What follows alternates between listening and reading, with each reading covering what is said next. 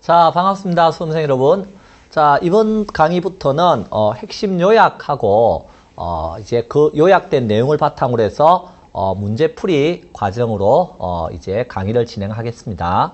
자, 중요한 것은 아는 것도 중요하고요. 그것을 바탕으로 해서 문제를 풀 수 있는 능력을 키우는 것도 중요합니다. 자, 그래서 여러분들이 이제 핵심적인 내용에 대해서 정리가 잘 돼 있으면 그것을 바탕으로 해서 답을 찾아 나가는 기법들에 대해서 이번 강의를 통해서 습득하시기 바랍니다. 자, 바로 강의 진행하도록 하겠습니다. 자, 공부할 때는 항상 앞에서 뒤로 하라 이런 말씀을 드렸는데요. 그 말은 무엇을 학습해야 되는지 하는 것을 항상 기억하시면서 접근하시라는 뜻입니다. 자, 부동산학개론 총론이 나옵니다. 총론에서는 크게 세 가지 내용을 알아두셔야 됩니다.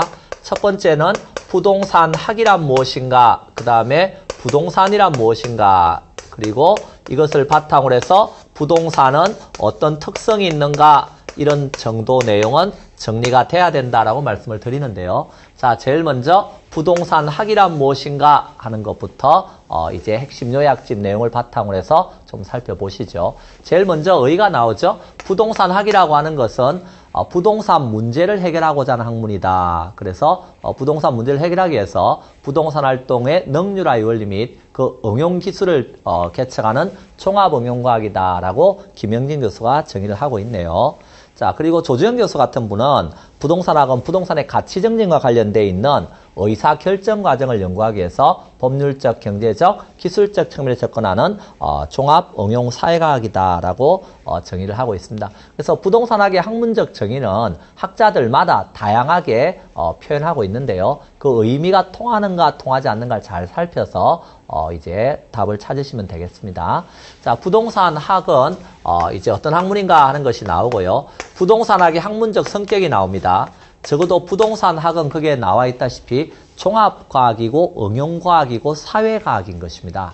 그래서 종합과학이기 때문에 다른 주변 학문과 학제적인 접근을 취해서 부동산 문제를 해결하고자 하는 종합과학이라는 거 기억하시고요. 현실의 문제를 해결하고자 하는 응용과학이지 순수하게 학문적 목적을 연구하는 학문이 아닙니다. 응용과학입니다. 그리고 주변 우리 중개니 평가니 다 경험할 수 있는 것들이 있죠. 경험과학입니다. 그리고 인간과 부동산의 관계를 다루는 학문입니다. 그래서 사회과학인 것입니다. 자연과학이 아니고요.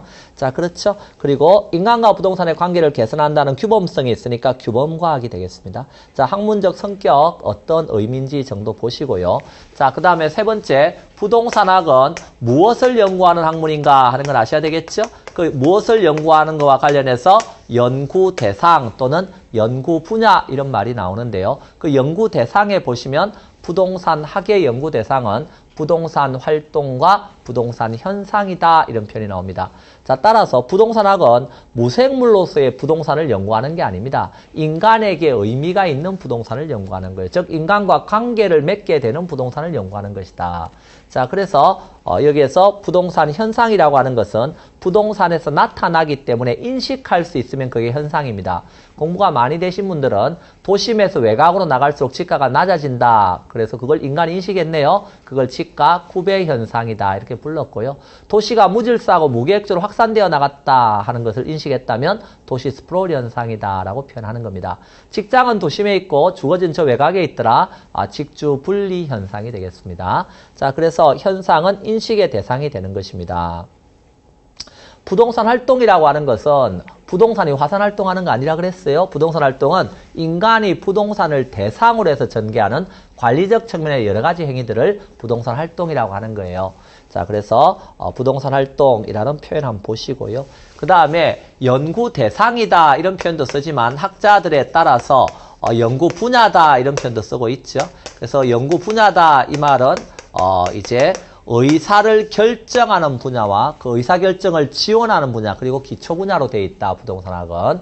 그래서 의사결정과 관련해서 투자, 개발, 금융, 정책 이런 것들은 다 의사결정과 관련을 가지는 것이고요. 이 의사결정을 지원하기 위한 전문가 분야로서 뭐 중개, 마케팅, 평가, 관리 이런 것들은 다 의사결정을 지원하는 분야에 해당하는 것들입니다. 자, 그리고 기초 분야라고 하는 것은 이론적인 측면이죠. 그래서 부동산과 관련된 이론적인 베이스로서 부동산 관련된 시장이라든가 제도라든가 법이라든가 뭐 금융수학이라든가 이런 내용을 알고 있느냐 하는 것이죠. 자, 한번 읽어보시면 되겠습니다. 자, 그 다음에 그래서 그 결정 분야나 결정 지원 분야는 실무 분야와 관련을 가지고요. 기초 분야는 이론적인 측면과 관련을 가진다 하는 것입니다. 자, 6페이지로 가면 부동산 학에 대해서 접근 방법이 나옵니다. 자, 그래서 접근 방법과 관련해서 우리나라의 부동산 학이 학문으로 정착되기 전에는 개별 학문 입장에서 부분적, 개별적으로 접근해서 부동산 문제를 해결하려는 시도가 있었어요. 그런 것을 분산식 접근이다라고 표현하는 것이죠. 자, 그런데 이제 부동산 학과 관련해서는 이제 법률적인 측면, 경제적인 측면, 기술적인 측면에서 어때요? 각 특정 부분에만 초점을 맞추어서 접근하는 것을 중점식이라고 불렀고요. 이런 법률적, 경제적, 기술적인 측면을 복합 개념이다 하는 논리를 바탕으로 해서 종합해서 접근해서 부동산 문제를 해결하고자 하는 접근 방법이 종합식 접근 방법입니다. 그래서 이 종합식 접근 방법은 우리나라의 김영렬 교수가 이 종합식 접근 방법을 통해서 부동산 학이 하나의 학문으로 정착되는데 크게 기여한 접근 방법이 종합식 접근이다 하는 거 거기에서 읽고 정리해 둡니다. 자, 그리고 법제도적 접근이라고 하는 것은 법률적인 측면을 중시해서, 즉 제도적인 측면을 중시해서 부동산 문제 해결하겠다는 거죠. 그래서 이런 공적 주체 행위에 중점을 두고 있다 하는 거 한번 보시고요. 자, 행태과학은 행동과 태도를 과학적으로 분석하는 겁니다. 저 사람이 왜 저런 행동과 태도를 취하는가 하는 것을 그런 인간의 행태를 중심으로 해서 사회 심리학적 관점에 접근하는 것입니다. 그래서 특히 마케팅, 중개 이런 데서 이런 행태과학적 접근 방법이 중시된다는 거 한번 읽어보시고요. 자, 근래에 들어서는 부동산 관련해서 뭐니 해도 뭐가 중요하다? 머니가 중요하다. 즉 여기 인간은 합리적인 인간이라는 걸 전제로 해서 이윤 극대화를 추구한다라고 보는 것이죠. 그럼 부동산 관련돼서 이윤 극대화를 추구하기 위해서 경제학이나 경영학에 도입된 다양한 투자 분석 기법 이런 걸 도입해서 합리적 의사결정을 지원하고자 하는 접근 방법이 등장하는데요. 그것이 의사결정 접근 방법입니다. 특히 오늘날 국제화되고 개방화되면서 외국 자본들도 많이 몰려오잖아요. 그럼 그 자본들은요, 기본적으로 부동산에서 어때요? 이익을 얻으려고 하겠죠. 그래서 이런 의사결정 접근 방법이 호응을 받아가고 있다 하는 거 한번 읽어보시고요. 특히 조금 전에 배웠던 결정 분야, 투자, 개발 이런 파트에서 중시되는 접근 방법이 의사결정 접근 방법이다 하는 것 알아두시면 되겠습니다. 자, 그리고 그 다음에 나오는 내용이 부동산학의 이념이 나옵니다. 자, 다음은 부동산학의 이념이 되겠습니다. 자, 부동산학은 인간과 부동산의 관계를 개선하고자 하는 학문입니다. 그러면 이 부동산과 인간의 관계를 개선하기 위해서 부동산학이 제시하고 있는 이념들이 있네요. 거기에는 효율성, 형평성, 합법성이라고 하는 이념이 있습니다. 자, 이런 이념에 따라서 행동을 해야, 즉 이런 이념을 바탕으로 해서 정책을 개발하고 부동산학 이론을 개발하고 해야 인간과 부동산의 관계가 개선된다는 것입니다. 자, 효율성이라고 하는 건 특히 이제 민간 분야에서 중시하는 이념이고요. 형평성은 공적인 분야에서 특히 중시되는 이념이라는 거 한번 봐두시고요. 그 다음에 그 맨 밑에 가면 뭐 지도 이념 이런 말도 나옵니다. 이것도 역시 부동산과 인간의 관계를 개선하기 위해서 우리는 부동산에 대해서 복합 개념으로 접근한다는 거 아시죠? 법률적인 측면, 경제적, 기술적인 측면에 접근하는 것입니다. 그럼 법률적인 측면에서 지도 이념이 공익과 사익이 조화돼야 된다는 거예요. 그래서 공익과 사익이 조화되어야 인간과 부동산의 관계가 개선되는 거지, 공익을 위해서 사익을 무시하거나 이러면 안 된다는 겁니다. 공사익 조화의 원칙이 되겠습니다. 자, 그리고 경제적인 측면에서는요, 효율적인 관리의 원칙입니다. 그래서 효율적인 관리가 되어야 인간과 부동산의 관계가 개선되고요. 그 다음에 기술적인 측면은 토지와 관련해서 기술적인 측면에서는 토지는 개발 아니면 보존 이렇게 대상이 되는데요. 자, 개발과 보존이 잘 조화돼야 인간과 부동산의 관계가 개선된다는 것입니다. 개발한다는 걸 우리가 개발한다는 것을 공간가치 정대의 원칙이라고 쓰고요. 보존하는 것은 환경가치 정대의 원칙이 되겠습니다. 두 가지가 서로 조화돼야 된다. 그것이 지속 가능한 개발 이런 개념으로 등장하는 것입니다. 자, 그 다음에 부동산 활동의 일반 원칙 또는 부동산 학의 일반 원칙 이렇게 표현하는 것이 있는데요. 자, 부동산 활동 또는 부동산 학의 일반 원칙이다 그랬을 때, 자, 부동산 활동할 때는 어떻게 해야 인간과 부동산의 관계가 개선됩니까? 하는 것인데요. 첫 번째가 거기 보면 능률성이라는 표현이 나옵니다. 능률성. 자, 그래서 능률성과 관련해서는 부동산 활동의 과학화, 기술화 또는 이제 근대화, 합리화를 능률성이라고 표현한다라고 쓰고 있고요. 이 능률성과 관련해서는 부동산 활동은 소유 활동하고 크게 거래 활동 이런 식으로 나눌 수 있는데요. 소유 활동의 능률성은 최유효 이용의 원칙이 되는 것이고요. 자, 거래 활동의 능률성이 뭐냐 하면 거래 질서 확립의 원칙이 되겠습니다. 거래 질서가 확립되어야 능률적이 된다 하는 것입니다. 자, 그 다음에 거기 능률성의 하위 원칙들도 쭉 나오는데요. 거기에 보면 이전의 원리, 보족의 원리, 분담의 원리, 연결, 표준의 원리, 분발의 원리 뭐 이런 말이 나옵니다. 가볍게 설명하면 이전의 원리라고 하는 것은 인간이 할 수 있는 일인데요. 기계가 더 잘해요. 그럼 기계한테 맡기는 게 능률적이라는 거예요. 보족의 원리는요. 인간이 어떤 한계를 가지고 있는 게 있어요. 그럼 기계로 보충하는 게 능률적이라는 거예요. 그 다음에 분담의 원리는 이런 분업하는 게 능률적이라는 겁니다. 그리고 연결의 원리는요. 분업을 할 때 프로세스 연결이 원활하게 돼 있어야 능률적이라는 뜻이고요. 표준의 원리는 각종 서식들 다 표준화 시켜놨죠? 왜? 그렇게 하는 게 능률적이니까. 그 다음에 분발의 원리는 이런 게 다 되더라도 인간이 일할 의욕이 없으면 능률적이 안 되겠죠. 그래서 분발할 수 있도록 해줘야 된다 하는 게 능률성의 하위 원칙들에 대한 이야기입니다. 자, 그 다음에 능률성과 상호 견제관계에 있는 것이 뭐냐면 안전성입니다. 그러면 이 안전성이라고 하는 것은 능률성과 상호 견제관계에 있고요. 안전하게 부동산 활동한다는 것은 법률적, 경제적, 기술적 측면의 복합 개념에서 안전성이다 하는 거 한번 읽어보시고요. 경제성이라고 하는 것은요. 최소의 비용으로 최대의 효과를 얻고자 하는 게 경제성입니다. 자, 따라서 경제성은 합리적 선택의 원칙이다 라고 표현할 수 있습니다. 자, 그 다음에 공정성, 공정성. 부동산 활동이 공정하게 되어야 인간과 부동산의 관계가 개선된다. 그런 뜻이 되겠습니다. 자, 그래서 적어도 능률성, 안전성, 경제성, 공정성 한번 보시고요. 자, 맨 밑에 부동산업을 분류할 때 크게 두 가지, 부동산 임대 및 공급업, 그리고 부동산 관련 서비스업으로 분류하고 있습니다. 임대 및 공급업이니까 다시 부동산 임대업하고 부동산 개발 및 공급업으로 분류하고 있고요. 그 부동산 관련 서비스업은 부동산 관련 서비스를 제공하려면 자격이 있어야 되겠네요. 그래서 부동산 관련 3대 자격증이 뭐죠? 주택관리사, 공인중개사, 감정평가사네요. 자, 따라서 부동산 관리업이 있고요. 부동산 중개 및 감정평가업이 있는 겁니다. 자, 그리고 부동산 임대업도 다시 어떻게 나눠놨어요? 주거용, 비주거용, 기타. 개발 및 공급업도 주거용, 비주거용, 기타. 그리고 관리업은 주거용과 비주거용으로 나눠놨고요. 그 다음에 중개하고 감정평가업은 부동산 자문 및 중개업과 부동산 감정평가업으로 나눠놨습니다. 그래서 부동산업과 관련해서 어떤 것들이 부동산업에 속하는가 정도는 한 번 정도는 읽어보시기 바랍니다. 자, 그러면 부동산 학과 관련된 내용에 대해서 쭉 설명을 했고요. 자, 그 다음에 부동산이 무엇입니까 하는 것에 대해서 또 알아야 된다 하는 것입니다. 자, 이 부동산과 관련해서는 우리가 부동산 학에서 말하는 부동산은요, 부동산 학상의 부동산은 뭐다? 복합 개념으로서의 부동산입니다. 그죠? 그래서 복합 개념으로서의 부동산이기 때문에 복합 개념 그럼 딱 뭐가 떠올라요? 그렇죠? 법률적, 경제적, 기술적인 측면의 부동산이 떠올라야 되겠습니다. 그래서 법률적인 측면에서는 부동산이다. 그러면 협의적 개념으로서 거기에 보시면 협의의 부동산으로서 민법에서 말하는 토지 및 그 정착물이 나옵니다. 그죠?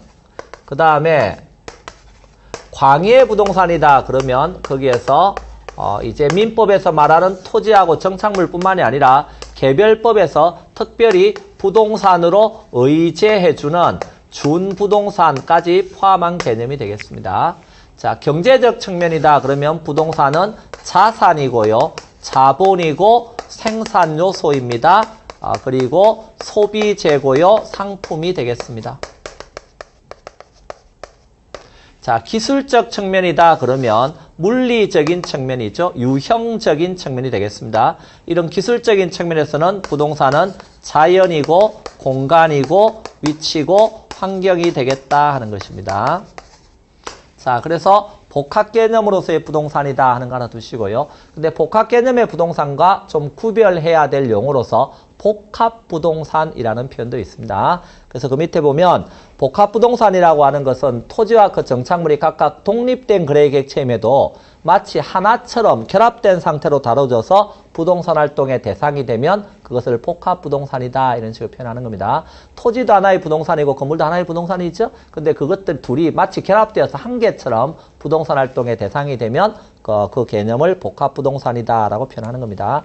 자, 법률적인 측면에서 협의의 부동산은 민법에서 말하는 부동산입니다. 토지와 뭐죠? 정착물이 되겠습니다. 자, 그 정착물과 관련해서 의에 보면 토지의 정착물이란 토지에 고정되어 있어서 용이하게 이동할 수 없는 물건으로서 그러한 상태로 사용되는 것이 그 물건의 통상적인 성질로 인정되는 것이다.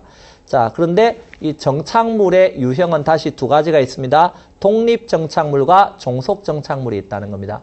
독립정착물이라는 것은 지금 우리가 배우는 게 법률적인 측면입니다. 따라서 토지하고 법률적으로 독립되어 있다 이런 뜻입니다. 그럼 토지하고는 법률적으로 독립되어 있단 말은 토지의 소유권이 넘어가더라도 같이 소유권이 안 넘어가는 겁니다.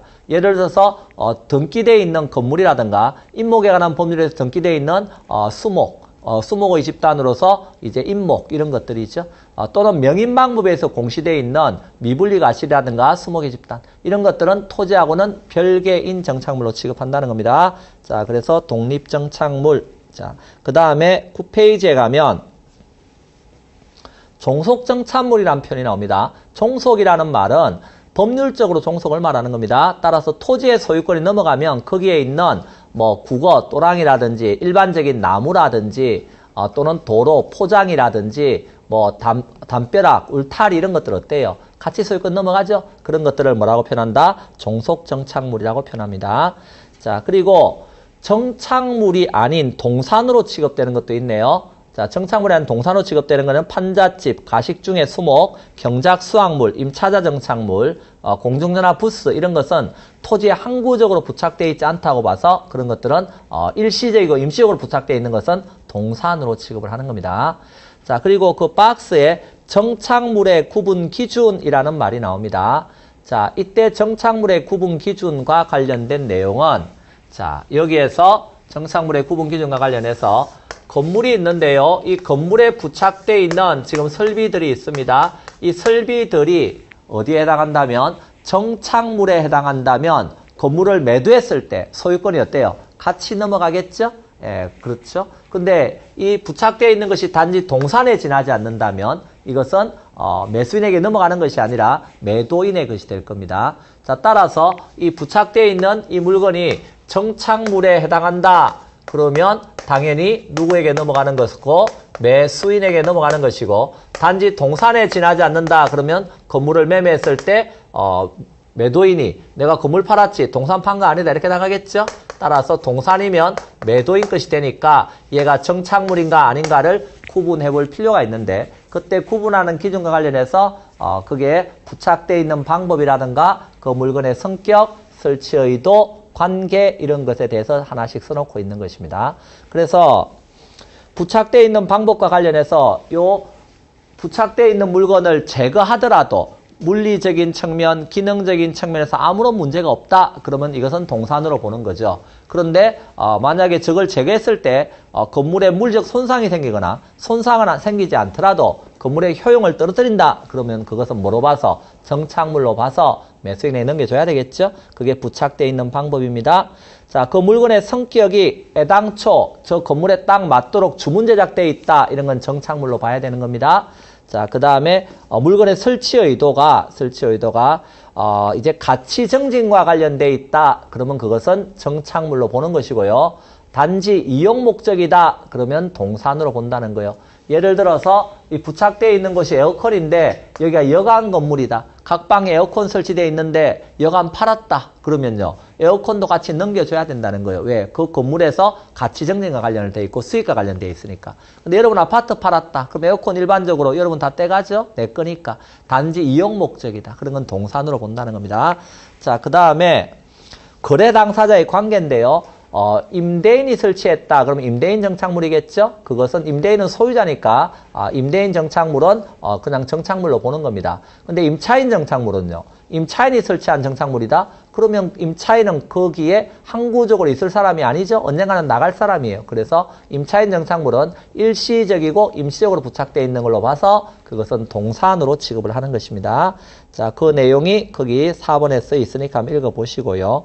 그 다음에 그 니은번에 이런 말이 나옵니다. 매도자와 매수자의 관계에서 어떤 물건이 정착물인지 아닌지가 불분명하다. 그러면 그때는 정착물로 봐서 매수자에게 넘겨주는 게 원칙이다 하는 겁니다. 그럼 이런 정착물인지 아닌지 구분 기준은 왜 나옵니까? 그랬을 때 그것은 당사자의 어떤 명확한 합의라든가 이런 것이 없으면 이런 정착물 구분 기준을 적용하는 것이고요. 당사자 사이에 명확한 합의가 있으면 사적 자치 원칙에 따라서 그 합의가 우선하는 것입니다.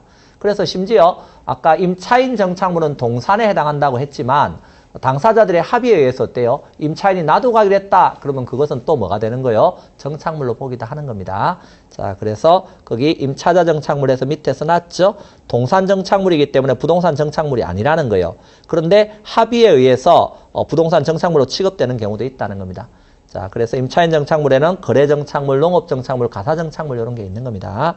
자, 그 정도 보시고 광해 부동산과 관련해서는 준부동산을 포함하고 있죠. 그러면 준부동산이라고 하는 것은 성질상으로는 부동산이 아니지만 공시방법을 등기 등록으로 함으로써 마치 부동산처럼 저당권의 객체가 될 수 있도록 한 물건을 준부동산이라 그러는 거예요. 그래서 그 준부동산에는 공장재단, 광업재단, 선박, 광업권, 자동차, 항공기, 에어컨 이런 것들이 다 준부동산에 포함된다 하는 것을 좀 읽어봐 달라는 겁니다. 그래서 10페이지 메뉴에 써놨죠. 성질상으로는 부동산이 아니다. 자동차, 선박, 항공기 부동산 아니잖아요. 그렇지만 공시방법을 모르겠다고요. 부동산처럼 등기 등록으로 함으로써 동산에서 담보 대상은 질권이라 그랬습니다. 근데 질권이 아니라 이제 어때요? 저당권의 객체가 될 수 있도록 한 것이라고요. 자, 그것이 준부동산이 되겠습니다. 자, 그래서 동산과 부동산의 집합제인 공장재단, 광업재단 이런 것도 다 준부동산입니다. 자, 그래서 그런 내용 한번 읽어보시고요. 경제적 개념, 자산, 자본, 생산요소, 소비재 상품이고 기술적 개념에 자연, 공간, 환경, 위치 이런 것이 기술적 개념에 해당하는 것들입니다. 자, 읽어보시면 되겠습니다. 자, 11쪽에 토지의 분류가 나옵니다. 이 토지의 분류는 시험에서 아주 잘 물어보는 내용이 되겠습니다. 그렇기 때문에 우리가 토지를 분류해서 토지를 일컫는 용어 정도는 어때요? 딱 정리가 되어 있어야 한다 하는 겁니다. 자, 그때 거기에 보시면 자, 감정평가에서는 토지를 크게 농지, 택지, 임지 이런 식으로 분류하고 있습니다. 그래서 주된 용도가 농지인 지역은 농지 지역이 되겠죠. 주된 용도가 택지로 사용되는 지역이 택지 지역인 겁니다. 자, 이와 같이 농지 지역, 택지 지역, 임지 지역 상호 간에 전환되고 있는 토지를 표현할 때 우리가 그게 후보지 이렇게 표현을 하는 겁니다. 후보지. 그래서 이런 대분류 상호 간의 용도가 바뀌는 중에 있다. 그게 후보지입니다. 근데 거기에서 농지지역은 다시 전지지역과 답지지역, 과수원지역으로 나눠져 있죠. 그럼 이렇게 소분류 안에서 용도가 바뀌는 중에 있다. 이런 건 뭐라고요? 이행지 개념이 되겠습니다. 자, 그래서 대분류 상호 간의 용도가 바뀌고 있으면 후보지 개념이고요. 소분류 상호 간의 용도가 바뀌는 중에 있으면 이행지 개념입니다. 그럼 주거지역에서 상업지역으로 용도가 바뀌는 중에 있다. 그럼 상업 이행지 이런 식으로 표현한 겁니다. 자, 그렇게 이해하시고요. 그 다음에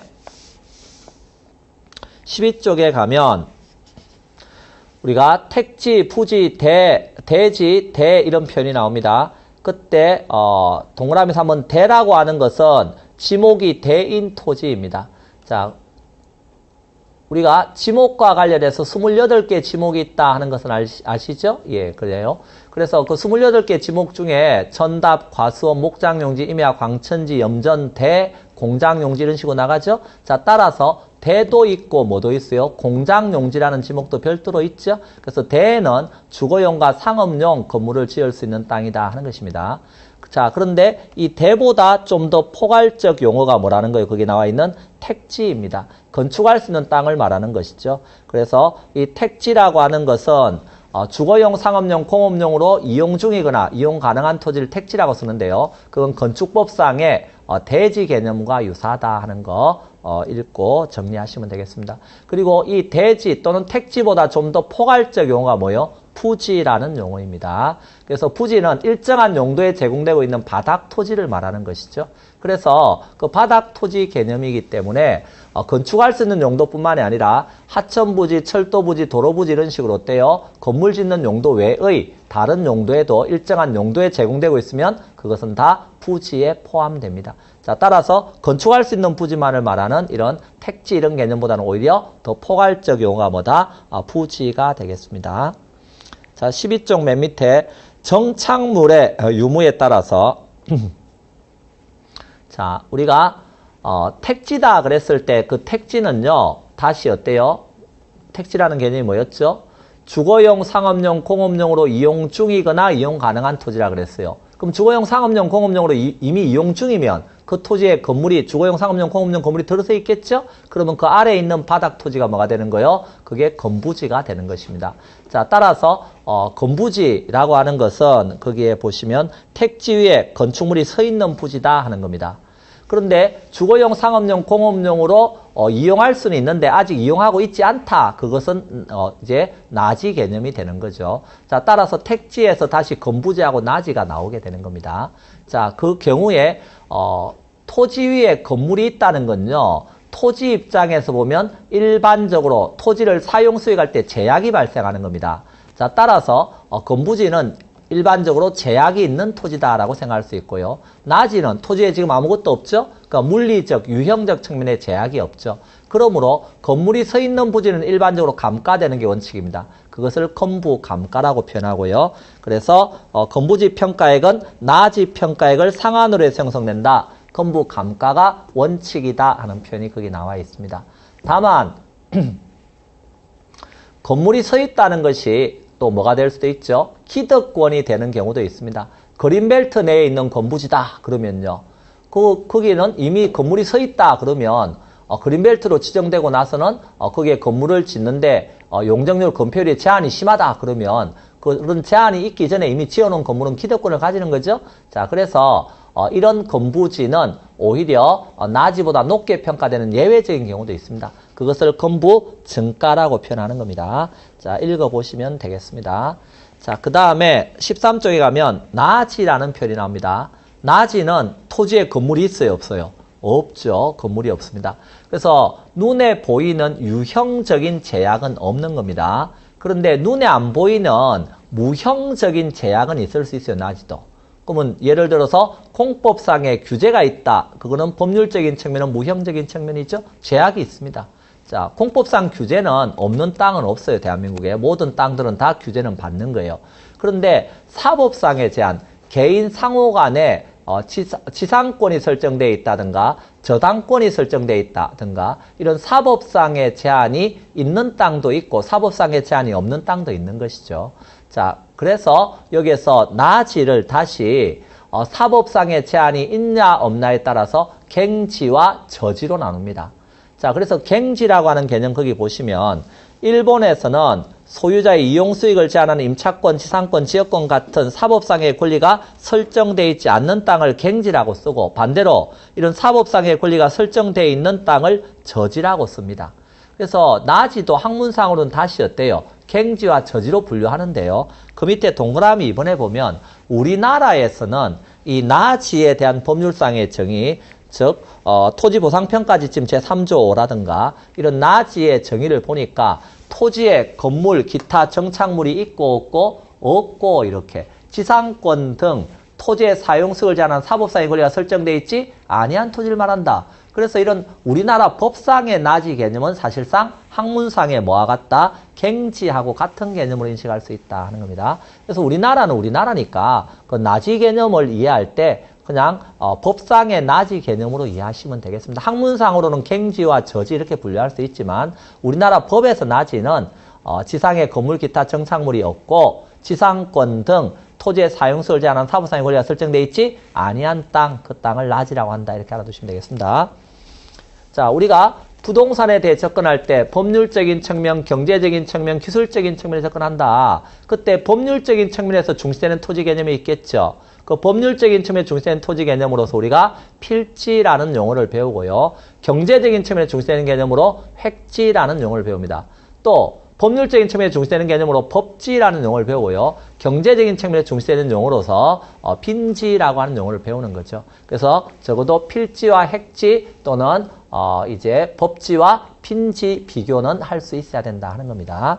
자, 거기에서 필지라고 하는 것은 공간정보의 구축 및 관리등에 관한 법률상의 개념입니다. 그래서 필지는 하나의 지분이 붙는 토지의 등록 단위가 되겠습니다. 자, 그러면 여러분이 이제 취득 공부라든가 등급에 등록할 등록 또는 등록할 때는 당연히 어떤 개념으로 한다는 거예요? 필지 개념을 바탕으로 해서 등기 등록한다는 겁니다. 자, 그래서 필지라고 하는 것은 소유권이 미치는 범위 한계를 알려주는 겁니다. 자, 100지번이 붙은 땅이 있다. 그러면 그 지번이 붙은 땅은 갑소유다. 즉, 갑의 소유권이 거기까지 미친다 하는 걸 알려주는 것이죠. 그래서 특히 법률적인 측면에서 중시되는 개념이고요. 갑이 을에게 소유권 넘겼다. 그러면 1필지 소유권 넘어간 거니까 권리 변동의 기준적 단위가 되는 것이 필지 개념입니다. 획지라고 하는 것은 행정적, 인위적, 자연적 조건에 의해서 다른 토지하고는 구별되는 가격 수준 유사한 일단의 토지가 되겠습니다. 그래서 가격 수준 유사한 일단의 토지니까 가격이죠. 그래서 감정평가라든가 이런 데서 특히 중시되는 개념이고 경제적 개념이다 하는 것은 알아두시면 되겠습니다. 자, 필지하고 획지가 같은 경우도 있고요. 필지가 획지보다 큰 경우도 있습니다. 그럼 필지가 획지보다 크다는 것은 1필지 안에 여러 획지가 들어있다는 거죠. 획지는 가격 수준이 그럼 다르겠네. 여러 획지니까. 따라서 평가할 때는 획지 단위로 평가하기 때문에 필지가 획지보다 크면 그 1필지 안에 여러 획지가 들어있으니까 구분해서 평가하게 되고요. 반대로 필지하고 획지에서 획지가 더 크면요. 하나의 획지 안에 여러 필지가 들어있다는 겁니다. 평가사는 가격을 구하는 거니까 획지 단위로 평가해야 되겠죠? 그때는 일괄해서 평가할 수 있다는 겁니다. 자, 그래서 요런 정도 내용 정리하시고요. 자, 13쪽 맨 밑에 법지 개념은 우리가 법률상으로만 땅이다. 그 말은 개인의 소유권은 법률상으로 인정이 되지만 경제적인 면에서 실익이 없거나 이제 거의 실익이 없거나 부족한 땅이 법지가 되겠습니다. 그래서 대표적으로 언덕바지 토지 이런 게 뭐죠? 법지가 되겠습니다. 자, 그 다음에 빈지라고 하는 것은 빈자가 해변 빈자입니다. 지금은 바닷가 이렇게 표현하고 있습니다. 그래서 해변의 땅이다. 그래서 바닷물이 가득가득 밀려왔다. 그게 만조수위선이죠. 만조수위선으로부터 지적공부에 등록되어 있는 그 사이에 있는 땅, 그게 빈지입니다. 자, 그래서 해운대 갔더니 해운대 백사장이 있네요. 그 백사장은 지금 개인의 소유권이 미치지 않죠? 그렇습니다. 그러나 경제적 측면의 가치는 있죠? 그래서 개인의 땅으로 등록은 안 되어 있지만 경제적으로 실익이 있다. 그런 땅이 빈지입니다. 자, 그래서 법지하고 빈지 정도는 비교할 수 있어야 된다 하는 것이고요. 자, 14쪽에 가면 맹지 그리고 자류형 토지, 대지가 나옵니다. 이건 자루대자죠. 자, 그래서 맹지는 도로하고 접속면이 없는 땅입니다. 자, 건축법에서 건물을 세울 수는 없죠. 근데 맹지라 하더라도 주의 토지 통행권이라는 관서법상의 권리는 있는 것이죠. 상린권으로 있는 겁니다. 자, 그 다음에 유휴지, 휴한지, 공한지 이런 개념이 나옵니다. 자, 여기에서 휴한지라고 하는 것은 인삼농사 지었다 그러면 지력을 회복하기 위해서 어때요? 한 해 정도 쉬어줘야 된다. 정상적으로 쉬고 있는 땅이라는 뜻입니다. 그렇기 때문에 이때는 어때요? 휴한지 개념에서는 투기 개념이 들어있지 않다는 겁니다. 그러나 유휴지나 공한지 보시면 유휴지는 바람직스럽지 못하게 눌리고 있는 땅이죠. 공한지는요. 도시토지로서 지가 상승만을 바라보고 장기간 방치하고 있는 땅이죠. 그럼 이런 땅들에는 당연히 뭐가 들어있다는 거예요? 투기 개념이 들어있을 수 있다. 그래서 휴한지 개념과 좀 비교하시고요. 선하지다 그러면 고압선 아래에 있는 땅이 선하지입니다. 그러면 당연히 이때 고압선 아래에 있으니까 감가가 되겠죠. 자, 포락지다라는 표현이 나옵니다. 개인의 사유지인데요. 전답등이 하천으로 변했다. 그래서 땅이 무너져서 이렇게 하천으로 변한 땅, 이런 땅이 포락지가 되겠습니다. 자, 소지라고 하는 것은 개발되기 전에 바탕이 되는 땅, 자연상태 그대로의 땅, 소지가 되겠습니다. 다른 말로 원지 이렇게도 표현을 합니다. 원래 상태 땅이다. 한계지는 우리가 이용활동할 때 배웠는데요. 택지로 쓰기에 가장 원방권에 있는 땅, 그 땅이 뭐죠? 한계지입니다. 택지로서 가장 멀리 떨어진 땅이다. 공지라고 하는 것은 1피치 땅 중에서 어때요? 이웃과의 사생활 보호 이런 걸 위해서 어때요? 비워둔 땅이 됩니다. 그래서 건폐율이 뭐 60%다 그러면 이제 건폐라는 말은 건물로 덮을 패자죠. 건물로 덮을 수 있는 면적이 60%다 그러면 나머지 40%는 비워둬야 되겠죠. 그 땅이 뭐다? 공지입니다. 그래서 1필지 땅 중에서 건물 공간 제하고 남아있는 땅이다. 그런 뜻이 되겠습니다. 그리고 지목의 종류에 따라서 적어도 지목 28개 지목 정도는 좀 알아주세요. 그래서 거기 28개 지목을 쭉 써놨습니다. 여러분이 한 번 정도는 읽고 정리하시기 바랍니다. 자, 15쪽에 가면 동산과 부동산의 차이점에 대해서 쭉 써놨는데요. 여러분들이 뭐 그 기본적인 내용은 읽어보시면 알 수 있겠죠. 근데 법률적인 측면에서 적어도 동산의 공시방법은 점이고요. 부동산의 공시방법은 등기다 하는 거 다 알죠. 그리고 공신력과 관련해서 동산은 선의취득 인정이 되기 때문에 공신력이 인정이 되는 겁니다. 근데 부동산은 등기 믿고 샀더라도 어때요? 공적인 신뢰를 안 주죠? 예, 진정한 소유자가 나타나면요, 소유권을 잃어버립니다. 그렇기 때문에 등기는 공신력이 없습니다. 그래서 부동산 같은 경우는 공신력이 없다 하는 거 한번 보시고요. 그리고 뭐 취득시효 민법 시간에 배우니까 이런 건 넘어갑니다. 제한물건과 관련해서 거기 부동산은 질권의 설정 대상은 아닙니다. 자, 질권, 우리가, 담보물건에는 유치권, 질권, 저당권이 있다. 이런 거 민법 시간 다 배우시죠. 그 중에서, 부동산은, 유치권과 저당권의 객체는 되지만 질권의 객체는 되지 않죠. 질권이라고 하는 것은 사람을 담보 잡으면 인질이라고 표현하듯이 동산이나 권리를 담보 잡는 걸 질권이라고 하는 겁니다. 자, 그런데 부동산을 담보 잡는 건 저당권이죠. 그렇기 때문에, 부동산은, 저당권의 객체가 되는 거지 질권의 객체가 되는 게 아닙니다. 자, 그래서 그런 거 한번 읽어보시고요. 자, 맨 밑에 주택의 분류가 나오는데요. 자, 다음은 주택의 분류에 대해서 살펴보겠습니다.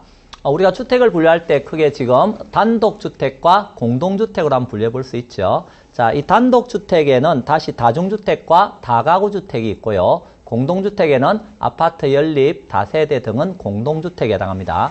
자, 그 중에서 다중주택이라고 하는 것은 여러분 고시원 이런 거 생각하시면 되겠어요. 그래서 학생이라든가 직장인 등 다수인이 어때요? 장기간 거주할 수 있는 구조로 되어 있죠. 근데 독립된 구조로 되어 있지는 않죠. 즉 각 방마다 화장실이라든가 또는 취사시설 이런 게 다 설치되어 있는 건 아니죠. 그래서 취사시설 이런 건 공동으로 이용하도록 되어 있죠. 그래서 이런 독립된 구조로 되어 있지는 않은데요. 자, 그 연면적이 330제곱미터 이하이고요.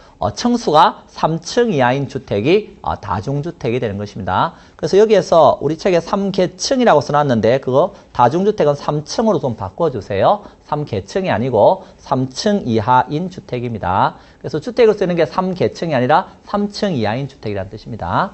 자, 그렇게 알아두시고요. 그 다음에 다가구 주택이다라는 것은 당연히 주택으로 쓰는 층수가 이것은 3계층 이하입니다. 그 3계층 이하이고요.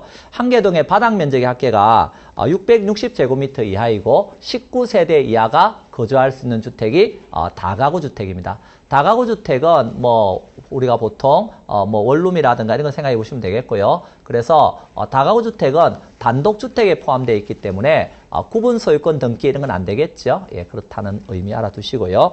자, 공동주택에는 아파트, 연립, 다세대가 있는데요. 아파트와 연립을 구분하는 기준은 층수입니다. 주택으로 쓰는 층수가 5계층 이상이면 무조건 아파트입니다. 그러면 연립은요, 당연히 주택으로 쓰는 층수가 4계층 이하가 되겠죠. 그러면 다세대와 연립을 구분하는 기준은요, 예, 거기에 보시면 다세대하고 연립을 구분하는 기준은 한계동의 바닥 면적 합계가 660제곱미터를 초과하는 것은 뭐다? 연립이죠. 근데 660제곱미터 이하면 뭐다? 다세대가 되겠습니다. 연립과 다세대는 공동주택이니까 당연히 구분 소유권 등기가 되겠죠. 예, 그래서 거기에서 적어도 단독과 공동주택에서 다중주택, 다가구주택, 다세대 연립 아파트를 구분하는 기준 정도는 좀 알고 계셔야 되겠다 하는 겁니다. 자, 그래서 이렇게 해서 이제 토지를 일컫는 용어 정의까지 마쳤고요. 뭐 주택의 분류까지 지금 했습니다. 자, 잠깐 쉬었다가 본격적으로 문제 관련된 문제들을 풀어보도록 하겠습니다.